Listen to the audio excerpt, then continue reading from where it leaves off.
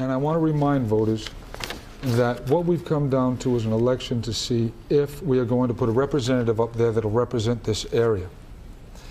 Representative's position is extremely important for a city like Fall River because we do need, as I kept mentioning through the entire debate, local aid. We need special consideration. It's not enough to send a representative that promises to do that but continues to vote with the Speaker of the House at every opportunity. We don't need someone who engages in special interest considerations. My opponent has shown that, as we talked about during the last election, where we identified questionable donations that she took from judicial nominees while on the Governor's Council. She took a donation from Mr. Dennis Eckhurst just 3 days after the special election, a convicted felon. Carol Fiola will take enormous amounts of money from FROED members and board members. This is the kind of money that leads to special interest affiliation that we don't need from our state representative. We need someone that will represent the people and not just the few selected people that can afford to donate to her campaign.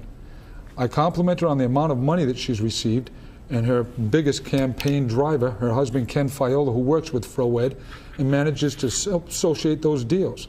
We talked about companies he had cut deals with on behalf of Fall River just last year that immediately donated to my opponent's campaign. These are people from out of the district. Questionable donations from people in Rhode Island, far beyond this district. And I'm sure my opponent would suggest that's because they have confidence in her, confidence the way that judicial nominees had in her before when she was on the Governor's Council. But ladies and gentlemen, it's time. If we're going to lift this cloud that exists over Fall River, we have to be willing to change the atmosphere, lift the yoke of corruption, and take away people's chances to go ahead and continue to manipulate our laws and our government and use tax money for their advantage.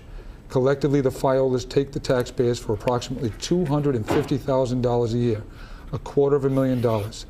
Ladies and gentlemen, it's no wonder they're disconnected and have a difficult time understanding the plight of the average person in a city where the per capita income is only $20,000. I've been knocking on doors. I know Carol said she has. What I see routinely is the fear that people talk about. They've talked about wanting to support me as a candidate, but afraid to do so because of the vindictive attitude that they know they'll deal with from Kenny Fiola. They're concerned that they might lose that FROED deal. Well, that's not what this economic development is supposed to be about. Ladies and gentlemen, we need a city that is available for all of its residents. So I ask you to please vote David Steinhof on November 4th, and thank you very much.